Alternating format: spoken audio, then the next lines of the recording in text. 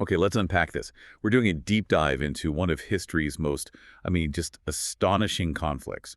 The 105-day struggle known as the Winter War, or Talvisota in Finland. Right, 1939 to 1940. And our mission today is really to get our heads around how a small, fledgling democracy, we're talking a population smaller than a lot of modern cities, held off the Soviet Union. A totalitarian superpower. Exactly. It's just the perfect case study in asymmetric warfare. It is. It's the ultimate David versus Goliath story. But the thing is, the fight itself had these huge ripple effects that really shaped the start of World War II. So it's more than just this isolated conflict. Oh, absolutely. Because Finland, well, they lost territory in the end, but they saved their country.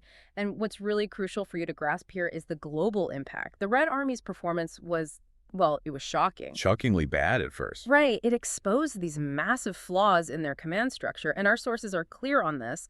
Adolf Hitler was watching very, very closely, and this convinced him that the Soviet Union was weak, vulnerable. The colossus with feet of clay. Exactly. And that directly influenced his catastrophic decision to launch Operation Barbarossa a year and a half later. That ripple effect is huge. Okay, so to really get this, we have to rewind a bit.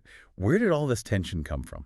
Well, you have to go back to 1917. Before that, for over a century, Finland was an autonomous part of the Russian Empire, not independent. The Grand Duchy. The Grand Duchy, yes.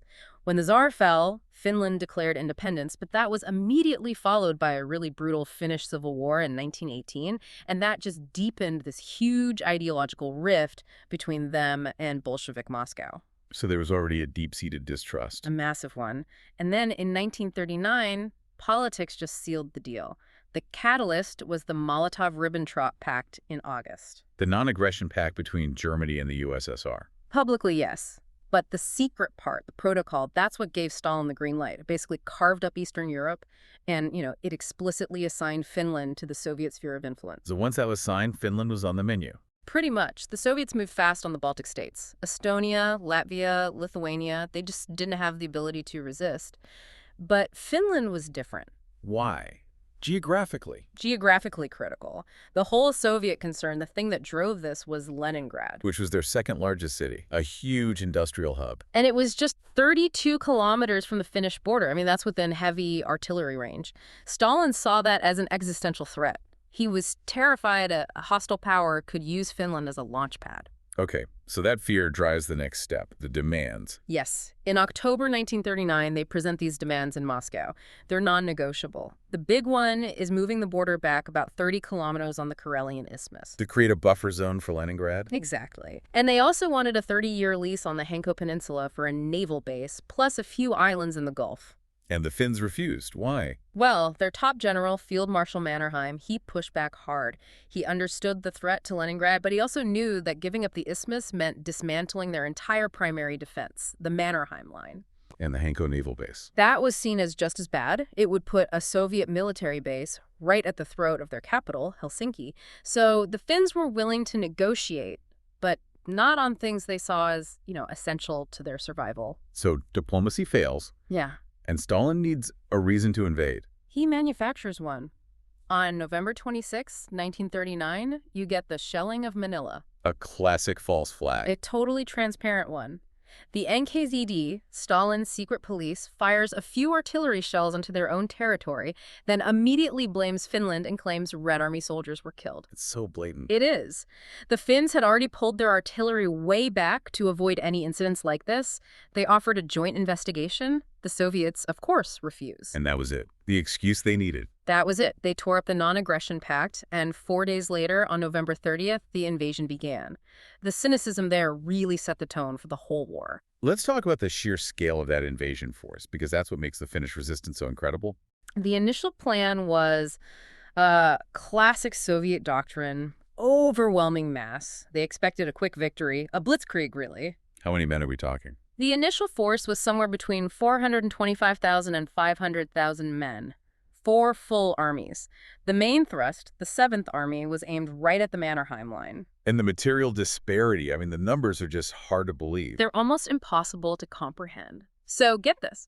For tanks, Finland had about 32. Most of them are obsolete.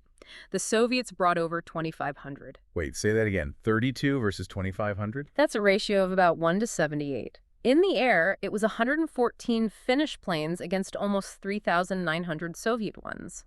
By any normal military logic, this should have been over in a few days. So if the numbers were that lopsided, why didn't the Red Army just roll right over them? Because the Red Army was, well, it was deeply wounded, self-inflicted wounds. The Great Purges. The Great Purges of 37 and 38. Stalin had just decimated his own officer corps. Thousands of experienced commanders, generals, colonels, people who knew how to fight were gone. And the ones who were left. They were politically loyal, absolutely, but they were inexperienced, rigid, and just terrified of taking any initiative. They stuck to these outdated, centralized plans that were completely useless in the Finnish winter. Which is the complete opposite of the Finnish approach. The exact opposite. The Finns had these intangible advantages, high morale, obviously. They knew the terrain intimately, but the key was their command philosophy. Off-trug tactic. Mission-type orders. Right. It's a decentralized system. You don't tell a lieutenant how to take a hill, you just tell him to take the hill and let him use his judgment. This meant Finnish units could react instantly, while Soviet commanders were, waiting for orders from Moscow. So the Soviet plan for a 2-week war. Completely shattered. By the end of December, the initial blitzkrieg had totally failed. And the main reason for that was the Mannerheim Line, right? In the south, yes. The main Soviet army just got bogged down there. Soviet propaganda tried to paint it as this, impenetrable fortress like a Maginot Line in the snow. But it wasn't. Not at all. It was actually pretty modest. A system of trenches, log bunkers, a few concrete positions. Its real strength wasn't the concrete, it was how it used the environment. The forests, the frozen lakes, the swamps, they all acted as natural funnels. Channeling the Soviets into kill zones. Precisely. The Soviets kept trying these frontal assaults with tanks way ahead of their infantry. The Finns would just let the tanks roll past and then swarm them with Molotov cocktails and satchel charges, and the rigid Soviet command just kept ordering the same failed attacks over and over again. But the real tactical genius, the thing the war is famous for, happened further north. The Mahdi tactics. Yes, this is where you see the Finns at their absolute best. Mahdi is a Finnish word for a cord of firewood. A stack of logs you're about to chop up. What a perfect metaphor, right? Because that's exactly what they did to the Soviet columns that were stuck on the narrow forest roads. Oh, how'd it work? The Soviets were road-bound. Their heavy equipment couldn't handle the deep snow. So these Finnish ski troops, basically ghosts in white camouflage, would move silently through the forest parallel to the road. And then they'd strike. They'd fell trees or use an anti-tank gun to block the front and the back of the column, seal it off. Then they'd slice the trapped column into smaller, isolated pockets. Those were the modis. And they wouldn't just attack the pockets head on. No, that's the genius of it. Their first priority was logistics. They'd go after the field kitchens. The kitchens? Think about it. Deny hot food to thousands of men stuck on a road in minus 40-degree weather. Frostbite, starvation, and just sheer terror become your best weapons. They'd let the pockets starve and freeze, then wipe them out piece by piece. And the best example of this is the Battle of Rate Road. The absolute textbook case. A small Finnish force under Colonel Salasvu completely annihilated 2 huge Soviet divisions, including the 44th Rifle Division. Just by using these tactics. Perfectly. The Soviets were strung out for over 20 kilometers. The Finns chopped them up. The Soviets lost over 25,000 men. The Finns, about 750. And the equipment they captured must have been a game changer. A massive haul. 43 tanks, dozens of artillery pieces, hundreds of trucks. They basically rearmed themselves with Soviet equipment. It was a tactical masterpiece. This kind of success breeds legends, and I think this is where we have to talk about Simo Häyhä. White Death. The most successful sniper in military history. The numbers are just... they're mind-boggling. They are. Over 500 confirmed sniper kills in less than 100 days. And that's not even counting the 200-plus he got with a Suomi submachine gun in close-quarters fighting. And what's so fascinating is his methodology. It was all adapted for the extreme cold. For instance, he only used iron sights on his rifle. He rejected scopes. Right, which sounds counterintuitive. Why would a sniper not want a scope? Exactly, but he had his reasons. Several brilliant reasons. A scope forces you to lift your head higher, making you a bigger target.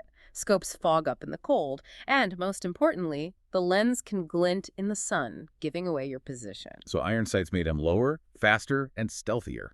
And his stealth was just meticulous. He'd pack snow in front of his position so the muzzle blast wouldn't kick up a telltale puff. He'd even pour water on it to freeze it into a solid block. But the detail that always gets me is how he hid his breath. Ah, yeah, keeping snow in his mouth. It's incredible because in that cold, your breath creates this huge plume of steam. He would put Yeah. snow in his mouth to cool his breath down before it came out. No steam, no target. He was a ghost. He was, and he survived, too. Got hit in the face by an explosive bullet late in the war, went through dozens of surgeries, and lived to be 96. An unbelievable story. But despite these legends, despite the Modi victories, the war was shifting. The Soviets were learning. Well, Stalin was learning. He realized the initial plan was a catastrophe. So in January 1940, he fired his commander, Vorshilov, and brought in Semyon Timoshenko. And Timoshenko changed everything. He was a pragmatist. He knew the Red Army was terrible at clever force maneuvers. Their strength was industrial mass, so he abandoned all that and went back to what they were good at. Overwhelming firepower. The steamroller. The steamroller. He concentrated 45 divisions and over 3,000 tanks on that one narrow front, the Karelian Isthmus. And the new tactic was just pulverization. Total pulverization. It became a war of pure attrition. The sources say that in one sector, the Soviets were firing over 100,000 artillery shells per day. 900,000. A day? The goal was just to systematically destroy every single Finnish bunker, trench, and position with sheer explosive force. And it worked. It had to. Yeah. The Finns were exhausted. They were out of ammunition, out of men. The breakthrough came on February 11th. The line was breached, the Soviets poured through, and Mannerheim had to order a retreat. And there was no help coming, was there? Hmm. There's a strange story about a planned Allied intervention. The Phantom Intervention, yeah. Britain and France had this plan, Operation Avonmouth, supposedly to send troops to help Finland. But it wasn't really about Finland. Not primarily, no. The real goal was to occupy the iron ore fields in northern Sweden to cut off Germany's steel supply. Finland's war was just a convenient excuse. But the plan fell apart. It did. Norway and Sweden refused to let Allied troops pass through their territory. They were terrified it would just provoke a German invasion, which of course happened a few months later anyway, so Finland was left alone. With their army depleted, they had no choice. No choice but to go back to the negotiating table. The Treaty of Moscow was signed on March 12, 1940, and the terms were harsh. Harsher than the original demands. Much harsher. They lost the entire Karelian Isthmus, including their second largest city, Viipuri. And the human cost of that was immense. Yeah. 422,000 people, 12% of Finland's population, had to be evacuated. They refused to live under Soviet rule. But even with that loss, you look at the casualty numbers, and it's still staggering. It is. Finland suffered about 70,000 casualties. The Soviet Union lost somewhere between 320,000 and 380,000. It was a Pyrrhic victory if there ever was one. So that brings us to the final paradox. The USSR won the war. They got the territory they wanted to protect Leningrad. But they suffered a humiliating loss of prestige. They looked weak, incompetent. Finland, on the other hand, lost the territory but won its primary strategic goal. It preserved its independence. Exactly. It avoided the fate of the Baltic states. And that spirit of the Winter War, the Talvisodan-Henki, became the foundation of modern Finnish identity. It proved that unity and tactical brilliance could, at least for a time, hold off overwhelming force. We've seen how that tactical brilliance, leveraging the terrain and sheer willpower, can delay the inevitable. But the sources all point back to this one thing, that the immense cost the Red Army paid made Hitler believe the Soviet Union really was a colossus with feet of clay. We've dissected this whole thing, from the false flag start to the two very different phases of the war. So here's the thought I want to leave you with. What's the single biggest factor that dictates the outcome of a modern asymmetric conflict?